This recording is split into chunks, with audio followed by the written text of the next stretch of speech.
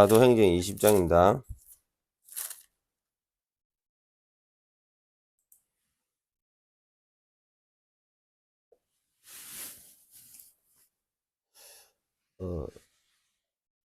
컴퓨터로 지금 영상을 녹화를 하고 있기 때문에 조금 화면이 각도가 안 맞더라도 이해해 주시고, 제가 유튜브에 오늘 거를 녹화본을 떠난 게 있습니다. 그것도 참고해 주시면 좋겠습니다. 사도행전 20장은 바울이 3차 전도 여행을 마무리하면서 에베소 교회의 장로들과 마지막으로 만나는 장면을 담고 있습니다. 그의 목회적 마음과 교회의 지도자로서의 책임을 강조하고 있습니다. 1에서 6절까지 읽어주실래요? 고요가 그칠 때 바울은 제자들을 불러 근한 후에 작별하고 떠나 마게도냐로 가며 그 지방으로 다니다며 여러 말로 제자에게 전하고 헬라로 이르러 거기 10달 동안 있다가 배 타고 수리아로 가고자 할 때 유대인들이 자기를 해하려고 공모함으로 마게도냐에 거쳐 돌아가기를 작정하며 아시아까지 함께 가는 자는 베레아 사람 부르의 아들 소바스와 데살로니아 사람 아리스다와 세군두와 드레 사람 가이오와 미 디모데와 아시아 사람 누구와 드로부무라. 그들은 먼저 가서 드로아에서 우리를 기다리더라. 우리는 무교절 후에 빌립보에 배를 떠나 닷새 만에 드로아에 있는 그에게 가서 이름을 머무니라. 예, 바울의 여행이 떠납니다.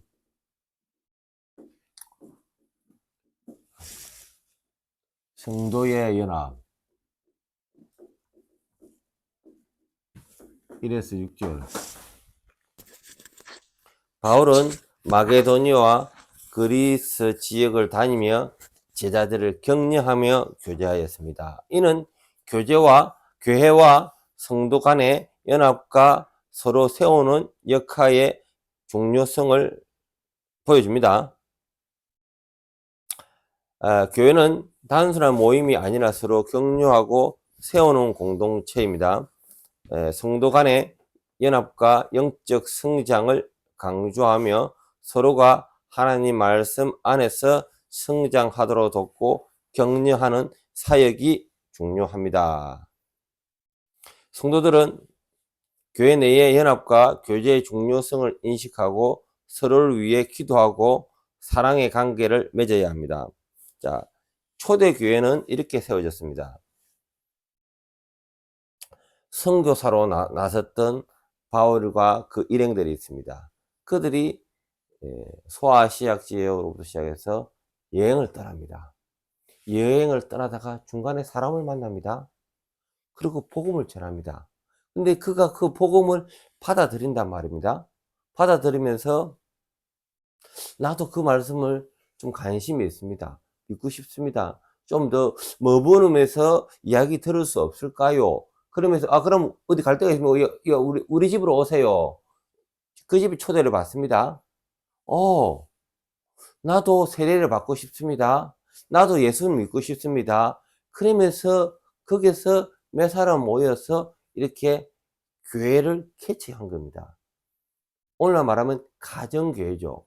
초대교회는 이렇게 약 300년 동안 가정교회로 세워졌습니다. 그들이 그렇게 제자를 세우고 말씀을 전하고 자 이렇게 예배를 드리면서 하나님을 찬양하세요 이렇게 했습니다. 그런데 이제 그러한 바울이 떠나고 그러면 그들 간에 예배하는데 뭔가 좀 부족함이 있잖아요. 그래서 또 편지도 보내고 그리고 조금 더 한 사역자를 보내서 그렇게 교회를 일으켰던 겁니다. 그런 환경 가운데 우리 바울은 이렇게 마게도니아와 헬라를 이렇게 다니고 순회하고 있는 순회 말씀을 전하고 있는 중입니다. 자, 그리고 7절에서 12절까지. 그 주간의 첫날에 우리가 떡을 떼려 하여 모였더니 바울이 이튿날 떠나고자 하여 그들에게 강론하세 말을 밤중까지 계속하매 우리가 모인 윗다락에 등불을 많이 켰는데 유두고라 하는 청년이 창에 걸터 앉아 있다가 깊이 졸더니 바울이 강론하기를 더 오래 하매 졸음을 이기지 못하여 3층에서 떨어지거늘 일으켜 보니 죽었는지라. 바울이 내려가서 그 위에 엎드려 그 몸을 안고 말하되 떠들지 말라 생명이 그에게 있다 하고 올라가 떡을 떼어 먹고 오랫동안 곧 날이 새기까지 이야기하고 떠나니라. 사람들이 살아난 청년을 데리고 가서 적지 않게 위로를 받았더라. 자, 11절에 보면요. 그럼에도 불구하고요. 떡을 떼어 먹고 오랫동안 곧 날이 새기까지 이야기하고 떠나니라. 자, 여기서 강조하는 거는 실제적으로 유두고를 살리고가 중요한 것이 아니고요. 말씀을 더 깊이 나타낸 것이 중요한 겁니다. 유두고 사건은요, 예수님의 부활 사건 같이 다시 살아나게 하셨던 기적을 나타낸 겁니다. 바울은 하나님이 사용하는 그러한 도구였습니다. 그렇기 때문에 그는 자기 능력이 아닌 하나님으로 온 능력이 그 불쌍한 청년에게 밤늦게까지 설교를 하는데 어디 한쪽에서 기대고 있다가 턱을 받쳐서 기대다가 떨어진 겁니다. 높은 데서 떨어지자 3층 데서 떨어진가 봐요. 바로 그 자리에 적사인 거죠. 슬펐습니다. 많은 사람들이 놀랐습니다. 그런데 지금 하나님의 영광을 가리는 겁니다. 이때 바울은 거기에 가서 기도하고 다시 생명을 연장을 시켰습니다. 하나님의 기적이죠. 하나님의 주권이죠. 하나님의 능력이죠. 자, 이 본문에서는 이런 하나님 역사를 강조하는 것이 아니고요. 이 본문에서 더 강조하는 것은 11절에 같이 오랫동안 곧 날이 새기까지 강론했다, 이야기했다. 몇 개까지?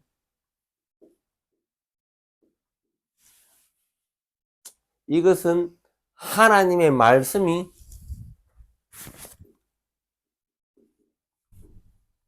중요하다는 겁니다. 하나님의 말씀이.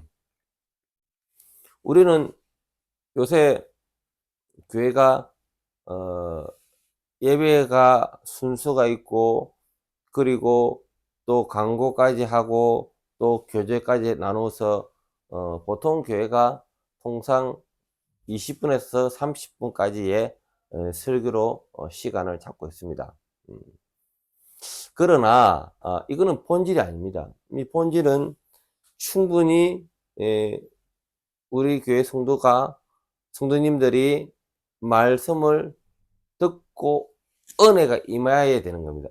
은혜가. 형편이 닿으면 저 또한 밤이 맞도록 설교를 하고 싶고 그리고 듣는 사람도 그 은혜에 맞춰서 깊이 있게 말씀이 참 들어가면 좋겠습니다. 바울은 그랬습니다. 바울은 내 안에 말씀이 꽉 찼고 이 말씀을 전하지 못해서 안에서 이 넘치는 이 열정이 있었습니다. 하나님의 향한 열정. 그리고 그 당시에 영적 분위기들도 와 무슨 말씀을 하시는가 더 듣고자 사모하는 블랙홀 같이 말씀을 쪽쪽 빨아먹는 그러한 영적인 분위기였다 해도 과언이 아니겠습니다. 그래서 우리가 오늘날 말씀을 다이어트로 조금만 듣고 뭐 이렇게 하는 것보다 우리가 들을 수 있으면은 더 많이 듣고 그 말씀에 흠뻑 젖어서 은혜 받고 또 변화받는 그러한 저와 여러분 되기를 간구합니다. 예. 13절에서 27절까지네요. 너무 긴데, 예. 저기, 16절까지만 일단 읽겠습니다. 우리는 앞서 배를 타고 아소에서 바울을 태우려고 거리로 가니 이는 바울이 걸어가고자 하여 그렇게 정하여 준 것이라. 바울이 아소에서 우리를 만나니 우리가 배에 태우고 미둘레네로 가서 거기서 떠나 이튿날 기호 앞에 오고 그 이튿날 사모에 들리고 또 그 다음날 밀레에 이르니라. 바울이 아시아에서 지체하지 않기 위하여 에베소를 지나 배 타고 가기로 작정하였으니 이는 될 수 있는 대로 오순절 안에 예루살렘에 이르려고 급히 감이르라. 아멘. 바울은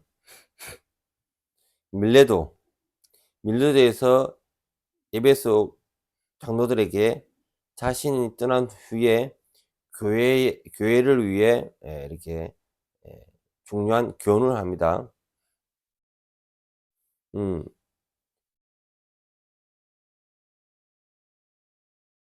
교회는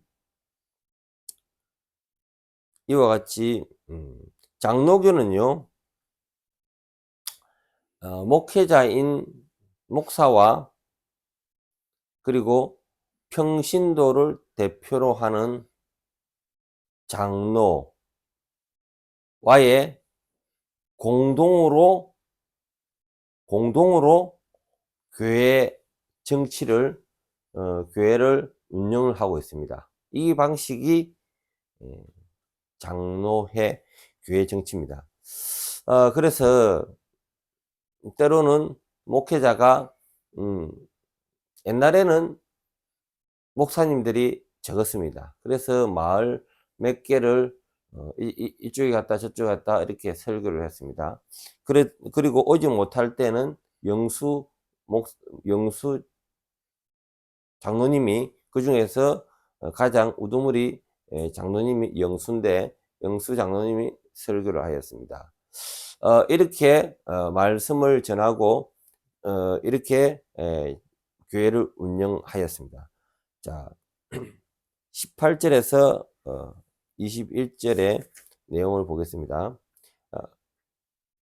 17절에서 21절까지 바울이 밀레도에서 사람을 에베소로 보내어 교회 장로를 청하니 오매 그들에게 말하되 아시아에 들어온 첫날부터 지금까지 내가 항상 여러분 가운데서 어떻게 행하였는지를 여러분도 아는 바니 곧 모든 겸손과 눈물이며 유대인의 관계로 말미암아 당한 시험을 참고 주를 섬긴 것과 유익한 것은 무엇이든지 공중 앞에서나 각 집에서나 끊김이 없이 여러분에게 전하여 가르치고 유대인과 헬라인에게 하나님에 대한 회개와 우리 주 예수 그리스도께 대한 믿음을 증언한 것이라.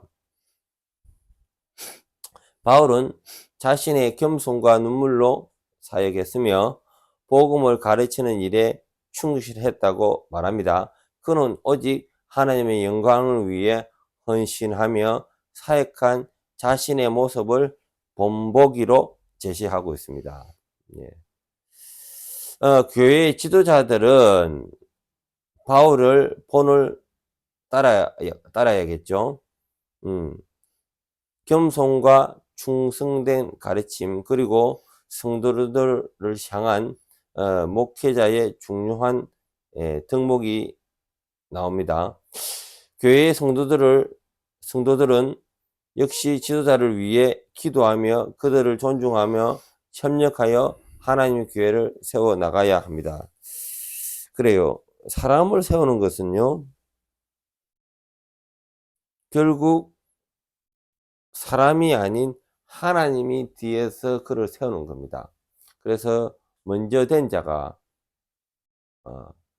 있으면은 우리가 교회 안에는 질서라는 게 있습니다. 질서. 교회에 질서가 없으면은 교회는 무너집니다. 교사도 똑같은 교사가 아닙니다. 먼저 된 자가 있습니다.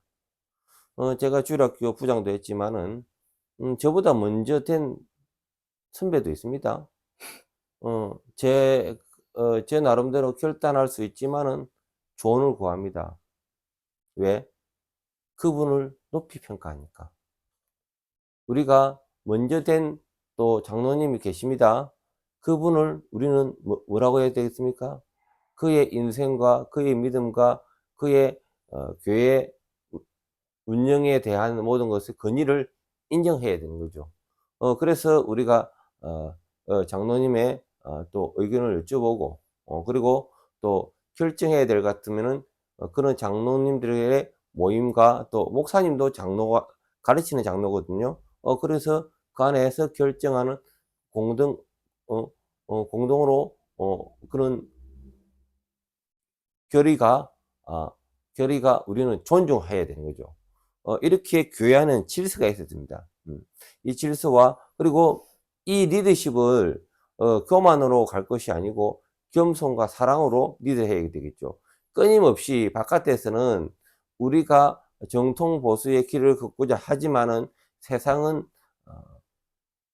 계속 유혹하는 것들이 많습니다. 자유신학이라든가 에큐메니탈 운동, 교회 연합 운동, 신복음주의, 이는 세상에 혼탁한 것들이 워낙 많이 있기 때문에 교회 리더자들은 이것은 우리 교회가 지켜야 할 부분이다. 아니면 이거는 수용할 부분이다. 이는 허물고 또 이기고 하는 부분을 잘 판단해서 성도들이 좋은 꼴을 먹을 수 있도록 그러한 지킴이 역할을 해야 되겠죠. 22절에서 24절. 보라, 이제 나는 성령에 매여 예루살렘으로 가는데 거기서 무슨 일을 당할지 알지 못하노라. 오직 성령이 각 성에서 내게 증언하여 결박과 환난이 나를 기다린다 하시나, 내가 달려갈 길과 주 예수께 바른 사명 곧 하나님의 은혜를 복음을 증언하는 일을 마치려 하며 나의 생명조차 조금 더 귀한 것을 여기지 아니하노라. 보라, 내가 여러분 중에 예, 왕래에 24절까지. 예. 음. 이렇게 장로들한테 교회를 잘 잘 운영 해달라고 부탁을 합니다. 부탁을 하고 이 바울 사도는 또 부름에 의해서 또 움직이게 될 분입니다. 그래서 바울은 예루살렘으로 떠나가야 될 그런 상황에 있었습니다. 그래서 우리가 모든 사역에 있어서 가장 중요한 것은 성령께서 이야기하십니다. 때로는 우리 계획주에서는 가장 성령의 인도함이라는 것은 말씀을 통하여 인도를 받는다. 그렇게 이야기를 합니다. 말씀을 통하여 때로는 우리가 사람을 만났는데 말씀이 뭐라고 이야기했고, 또 어떤 사건이 났는데 말씀이 뭐라고 말씀했고, 우리가 말씀에 근거로 해서 모든 상황을 판단하며 성령의 인도를 받아야겠습니다. 오늘 바울은 이렇게 말씀을 인도받아 또 달려갈 길을 가게 되는 거죠. 그는 오직 생명을 아끼지 아니하고 복음 전하는 것에만 목숨 걸었습니다. 지난번에 우리가 말씀을 같이 상고행 같이 그는 사도의 권리를 내려놓고 더 안정적이고 더 유익하고 또 더 좋은 자금도 일정하게 지원을 받고 뭐 이렇게 할 수 있는 수많은 그러한 부분이 있었지만은 다 내려놓고 오직 그는 복음 전하는 것에 목숨 건 사람이었습니다. 바울은 자신이 예루살렘을 향하여 가는 것이 고난의 길임을 알고도 성령의 인도함을 따라갑니다. 그는 자신의 생명을 귀히 여기지 않으며 주 예수께 받은 사명을 다하는 것이 기쁨이라고 말합니다. 우리 개혁주의에서는 하나님의 인도하심에 대해 절대적인 순종을 강조합니다. 우리는 인생이 우리가 소유가 아니라 우리는 하나님의 뜻에 따라 살아가야 되는 겁니다. 성도들은 하나님의 뜻에 순종하고 그분의 계획을 신뢰하며 자신의 삶을 헌신의 삶을 살아야겠습니다. 우리의 기쁨은 세상에서 안락함이 아닌 하나님의 뜻을 따르는 것이 더 중요한 겁니다. 많은 사람들이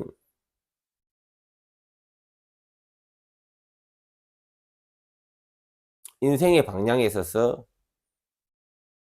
안정감을 위해서 달려갑니다.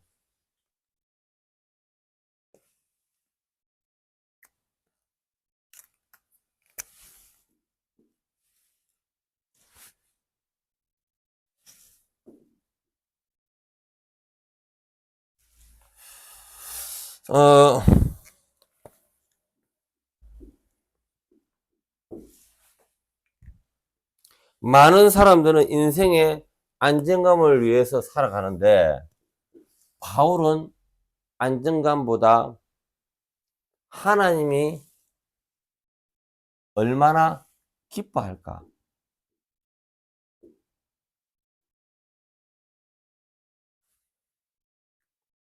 이러한 인생을 살았습니다. 거친 인생을 살았죠. 자기의 권리가 없습니다. 자기의 이익을 포기하였습니다.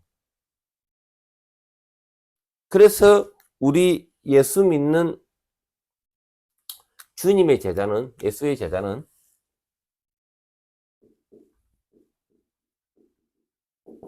결국 평탄한 길이 아닌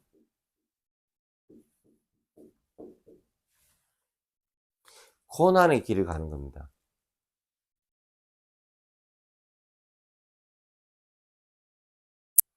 예수 믿는 제자의 길은 넓은 길이 아니고요. 좁은 길입니다.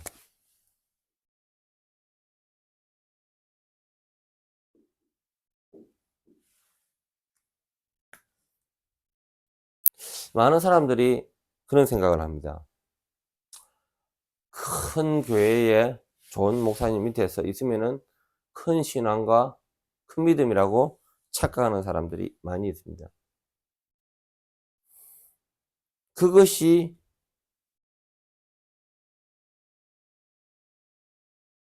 주된 방향은 아닙니다. 우리가 얼마나 예수의 제자로서 그 길을 가느냐. 이것이 성경이 말하는 진리의 길이죠. 많은 사람들이 교회에서 예배 드렸다. 이걸로 안동감을 가지고 나는 천국 간다. 이게서 모든 사람들이 포커스에 맞춰서 안도감으로 이는 안정감, 안도감으로 신앙생활을 하고 있습니다. 그런데 바울은 교회를 통하여 자기의 밥벌이도 하지 않았습니다. 교회를 통하여 자기의 명예를 쫓지 않았습니다. 오직 어떻게 하면 말씀을 전할까? 어떻게 하면 주님이 기뻐할까? 이 초점을 향하여 달려갔습니다. 그래서 여러분들도 주님이 진정 원하는 이 제자의 길은 좁은 길이다.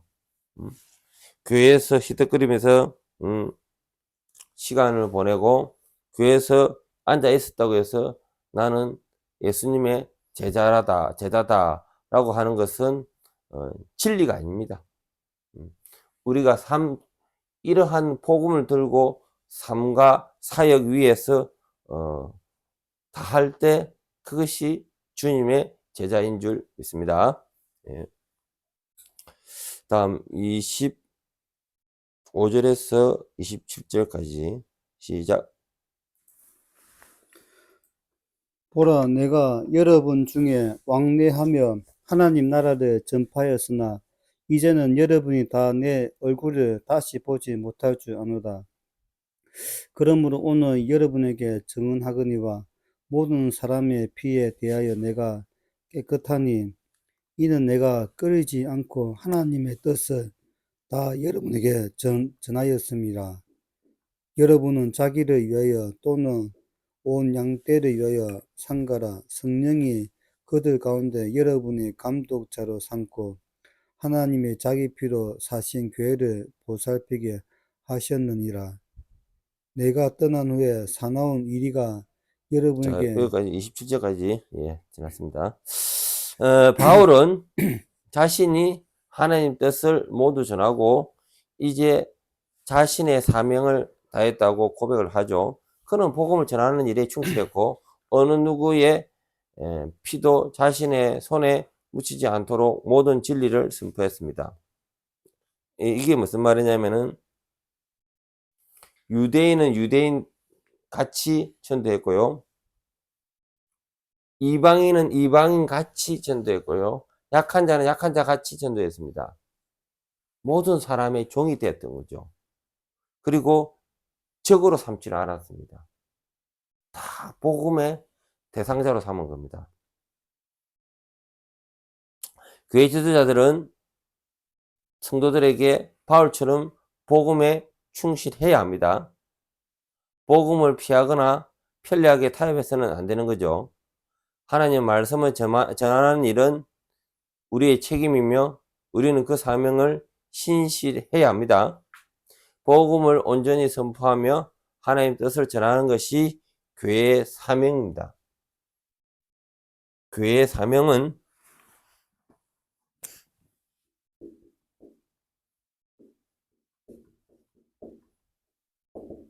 복음을 전하는 것이다.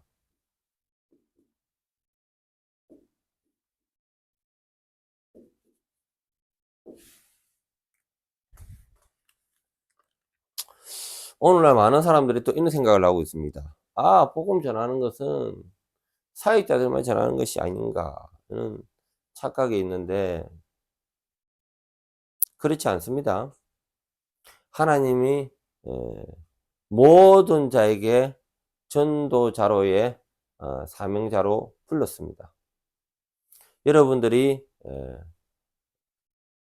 그 맡은 자리에서 구석구석 여러분들이 만나는 그 수많은 그 자리에서 구석구석 사람들을 만날 수가 있습니다. 어느 누구나 만인 제사장,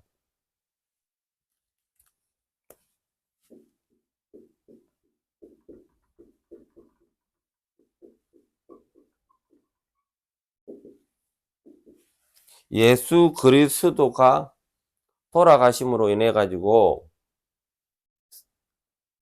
성소에 있는 휘장이 찢어졌습니다. 그러므로 옛날에는 대제사장만 성소 안에, 지성소 안에 들어갈 수 있었습니다. 그러나 예수 그리스도가 돌아가시면서 그 휘장이 찢어진 이후로는 어느 누구나 예수 그리스도로 인해 우리가 하나님을 만날 수가 있습니다. 이것은 뭐냐? 어느 누구나 하나님 앞에 제사를 지낼 수 있다는 겁니다.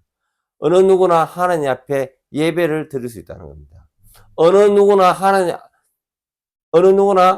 다 복음을 전할 수 있다는 겁니다. 그래서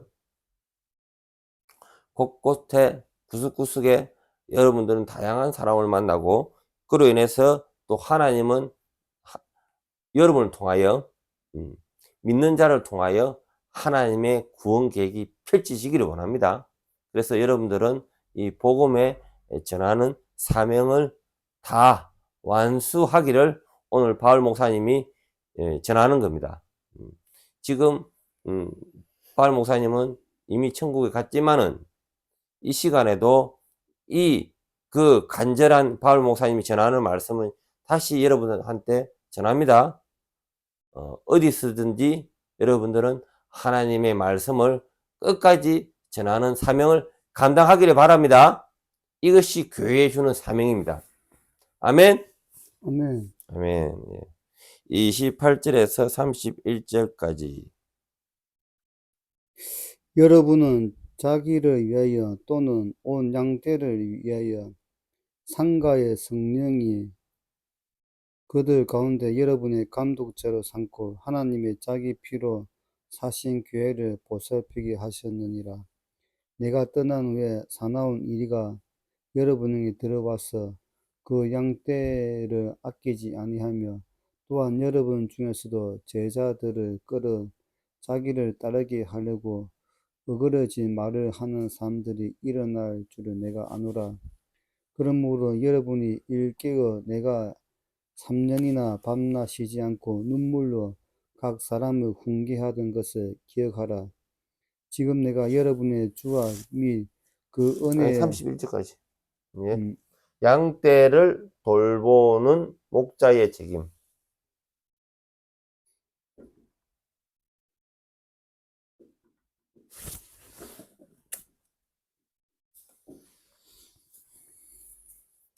양은 순진합니다. 순진하기까지 할 만큼 멍청합니다. 이 양은 목자 없이는 떨어질 수도 있고요. 밥도 못 먹을 수 있고요. 이나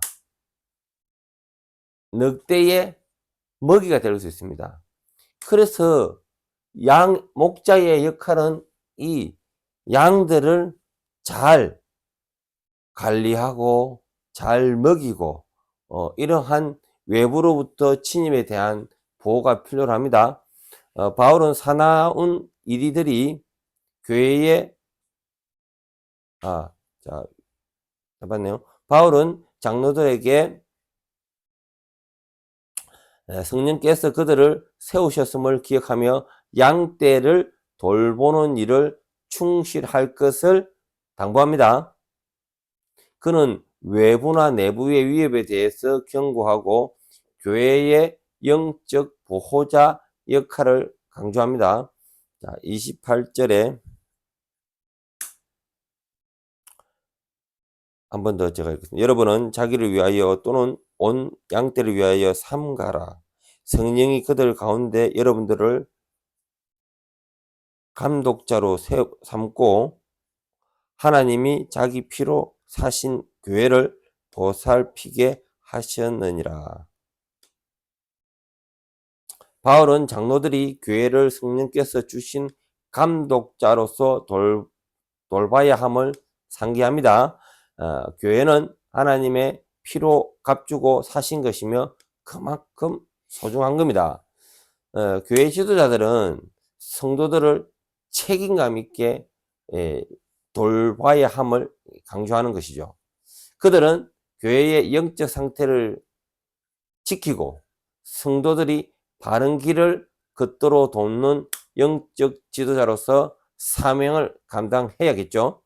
또한 성도들은 역시 하나님의 교회가 그리스도의 피로 사신 것을 기억하며 교회와 지도자를 위해 기도하고 협력해야겠습니다. 예. 29절에서 31절에 외부 내부의 위험에 대한 경계를 합니다.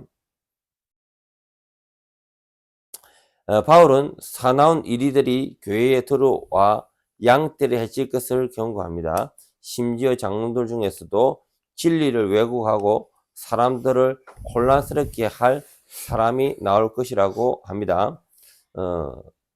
오늘날 교회 내외부의 위험에 직면하고 있습니다. 교회 지도자들은 성경에 근거하여 진리를 가르치며 성도들이 거짓 교리에 미혹되지 않도록 인도해야겠습니다. 또한 성도들은 성령의 진리를 알고 하나님의 말씀의 뿌리를 내림으로 영적 분별력을 길러야겠습니다. 그 당시에는 이런 감독자, 이 장로들이 목회자의 역할을 대변했습니다. 그렇기 때문에 장로들이 교회의 지도력과 교회의 예배를 인도하고 뭐 이런 것들을 해야만 하는 형편이었습니다. 그래서 장로들한테 권면하고 있습니다. 오늘날은 이렇게 구석구석 다 목회자들이 다 들어와서 또 여러분들과 함께 이렇게 예배 드리고 예배를 또 인도하고 여러분들의 믿음의 생활도 권면하고 이렇게 지도하고 계시고 있죠. 그렇습니다. 이러한 우리 장평사랑교회는 계획주 입장에서 모든 것을 설계를 하고 있는데 가장 근거로 하는 것이 바른 교리입니다. 바른 교리. 교리를 여러분들이 제대로 알아야지 성경을 이해를 할 수가 있고요. 어떠한 다른 교리와 침범해 올 때, 이는 교리는 우리하고 안 맞습니다. 이렇게 시비를 가릴 수가 있습니다. 그래서 저는 여러분들한테 이런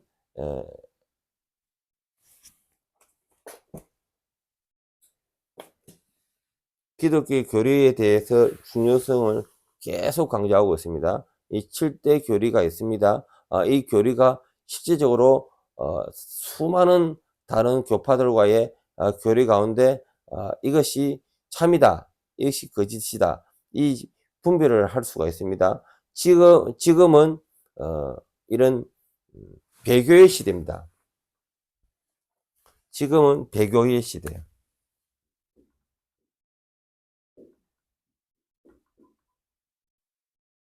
크게의 세 개의 배교 카테고리가 있습니다. 자유신학이 우리를 해롭게 합니다.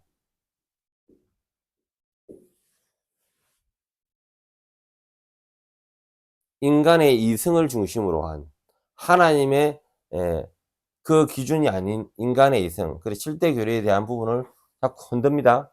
그리고 교회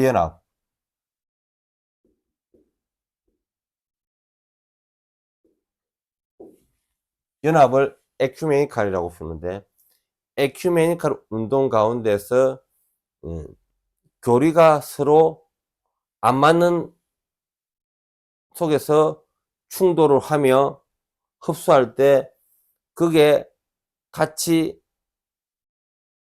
다원주의에 희석될 수 있는 위험이 있습니다.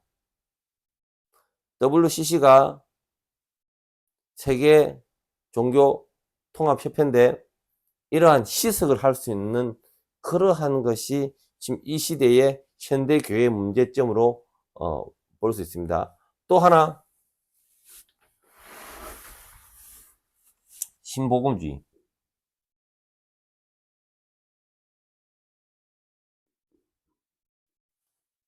이 신복음주의는 우리에게 다가오는 포지션은 성령 세례를 강조함으로 인해서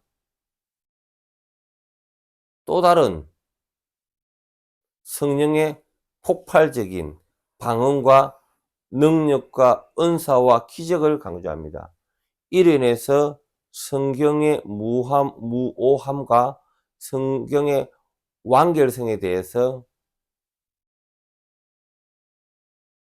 그 부분에 문제점이 있습니다. 이러한 세 개의 카테고리가 지금 배교의 시대를 이끌어가고 있습니다. 이런 부분에서 여러분들은 이 교리에 대한 말씀에 대해서 구체적으로 꼼꼼하게 하지 않으면은 이 시대의 조류에 배교의 시대의 조류에 여러분들은 쓸려 내려갈 수밖에 없습니다. 그래서 이러한 바울은 교회 장로들한테 이런 부분을 잘 관리할 수 있도록 권면하고 있습니다. 자, 32절에서 38절까지 읽으실 수 있겠습니까? 지금 내가 여러분의 주와 및 그 은혜의 말씀에 부탁하노니 그 말씀이 여러분의 능히 넉넉히 세우사 거룩하게 하심에 입은 모든 자 가운데 기업이 있게 하시리라. 내가 아무리 은이나 금이나 의복을 탐하지 아니하였고 여러분이 아는 바와 같이 이 손으로 나와 내 동행들이 쓰는 것에 충당하여 범사에 여러분에게 모범을 보여준 바와 같이 수고하여 약한 사람들을 돕고 또 주 예수께서 친히 말씀하신 바 주는 것이 바른 것보다 복이 있다 하심을 기억하여야 할지니라. 이 말을 한 후 무릎을 꿇고 그 모든 사람들과 함께 기도하니 다 크게 울며 바울의 목을 안고 입을 맞추고 다시 그 얼굴을 보지 못하리라 한 말로 말미암아 더욱 근심하고 배에까지 그를 전송하니라. 예, 아멘. 바울의 고별과 교회의 연합을 이야기합니다.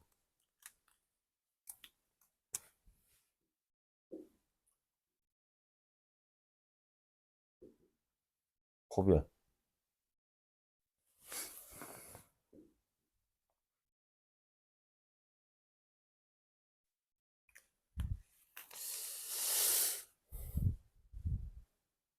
(32절에) 바울의 마지막 금면과 기도가 있죠. 바울은 장로들을 하나님과 그의 은혜의 말씀에 맡깁니다. 그는 하나님의 말씀이 그들을 세우고 그들이 거룩함에 이룰 수 있도록 인도할 것을 확신합니다.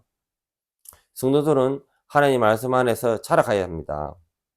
성경의 권위를 절대적으로 믿으며 성경을 통해 하나님을 알고 하나님의 뜻을 깨닫고 그분 안에서 성장해야겠습니다. 교회 지도자들은 성도들을 말씀으로 양육하며 성도들이 스스로 말씀을 공부하고 묵상하며 영적 성장이 이루어져야겠습니다. 그래야 우리 교회는 이렇게 매일 말씀을 봅니다. 결국 어제도 제가 어떤 분들과의 상담을 해봤지만은 많은 분들이 성경을 읽지 아니하고 설교만 듣습니다. 이것은 어떤 문제가 있냐면은 전체를 볼 수가 없습니다. 성경이라는 이러한 덩어리가 있다면은 여러분들이 들었던 것은 중간 점점입니다. 점점. 어떤 부분 덩어리가 있겠죠. 근데 성경은 우리가 전체 부분을 읽고 이해하고 또 말씀의 그 깊이가 뭔가 이렇게 봐야 되거든요. 많은 분들이 성경을 점으로 알고 있습니다. 이 점으로 안다는 것은 편견이 생길 수가 있습니다. 편견과 잘못된 가치관과 잘못된 이해가 생길 수 있다는 겁니다. 그래서 여러분들도 스스로 말씀을 읽어야 합니다. 우리 교회는 매일 예배 가운데 스스로 말씀을 읽게끔 하는 구조와 그리고 또 1년 1독 프로젝트가 있는데 한 권을 한 번에 설교하다. 제가 한 권에 대한 개관을 설명하면 여러분들 한 주간의 말씀을 읽도록 이렇게 하는 공동체 성경 읽기를 합니다. 이렇게 성도들이 말씀을 먹어야 됩니다. 말씀을 먹어야지 스스로 말씀을 묵상하고 그래야지 영적인 성장이 되는 겁니다. 말씀을 예를 들어서 여러분들이 밥을 조금 먹은 사람하고 밥을 많이 먹은 사람하고 건강이 같겠습니까? 그리고 운동을 한 사람하고 운동을 안 한 사람하고 건강이 같겠습니까? 자, 말씀을 많이 읽고 기도를 많이 한 사람은 그만큼 영적인 훈련이 되면서 영적 성장이 가능하지 않습니까? 그런데 말씀도 안 읽고 기도도 안 한다. 이거는 영적 성장을 제외하는 거죠. 예. 그래서 우리 교회에서는 이렇게 말씀으로 성장하기를 간구하며 이는 공동체 성경 읽기와 함께 말씀을 묵상하도록 하는 것을 권면하고 있습니다. 여러분도 오셔가지고 말씀을 읽고 또 그 밑에 은혜 받았던 말씀을 매일 예배 가운데 밑에 그 댓글 달게 있거든요. 얼마 전까지 한 명이 있는데 또 최근에 한 명이 더 이렇게 남겼습니다. 여러분들이 같이 동참하면서 혼자서 말씀을 묵상하면 그만큼 힘들다는 거죠. 같이 말씀을 묵상하며 나가기를 간구합니다. 그리고 34절, 33절, 34절. 내가 아무의 은이나 금이나 의복을 탐하지 아니하였고 여러분이 아는 바와 같이 이 손으로 나와 내 동행을 쓸 것을 충당하여 범사에 여러분의 모범으로 보여준 바와 같이 수고하여 약한 자들을 돕고 또 주 예수께 친히 말씀하신 바 주는 것이 받는 것보다 복이 있다 하심을 기억하여야 할지니라. 바울은 그랬습니다. 텐트 메이커였습니다. 스스로 자비랑 선교사였습니다. 자기 스스로 일하여 그에 대한 비용을 만들어서 또 이웃에 전하고 그것을 또 남에게 또 구제도 하고 약한 사람을 돕기도 하였습니다. 36절에서 38절 서로 사랑과 연합을 이야기를 합니다. 바울은 장로들에게 함께 무릎 꿇고 기도하며 그들과 깊은 관계를 확인합니다. 그들은 바울과 작별하며 울고 그의 말에 마음에 새깁니다. 교회는 서로를 위해 기도하고 하나님 사랑 안에서 하나가 되는 공동체입니다.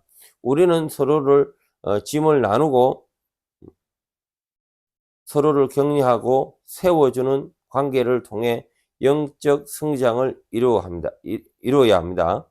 교회는 지도자들과 성도들이 서로의 연합을 중요시하며 하나님 사랑 안에서 하나됨을 추구해야겠습니다. 예.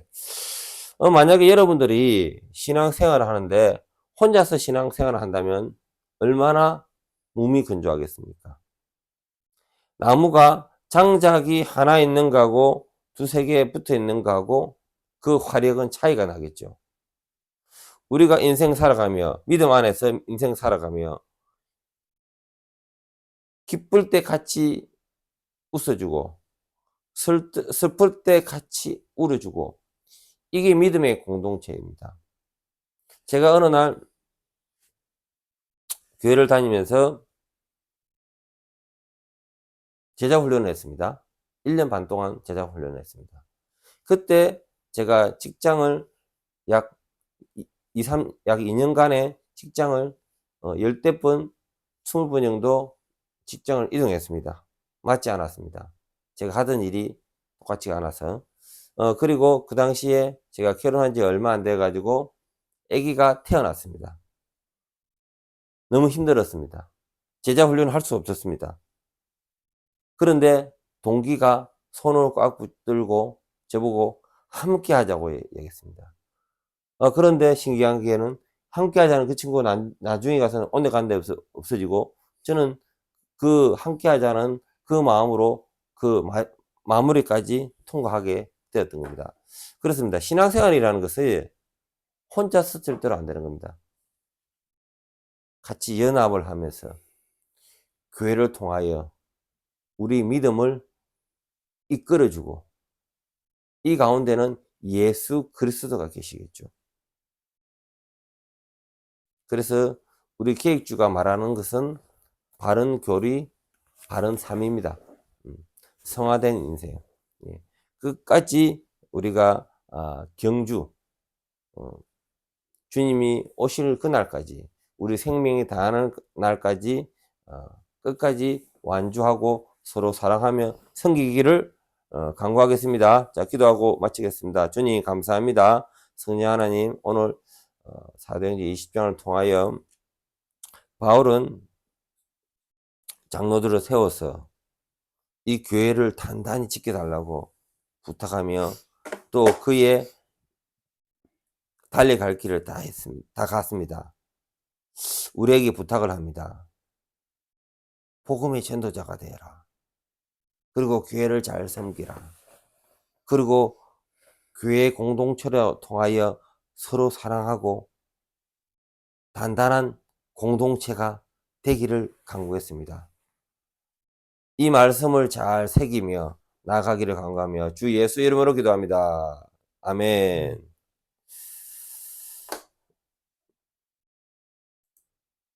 자존감.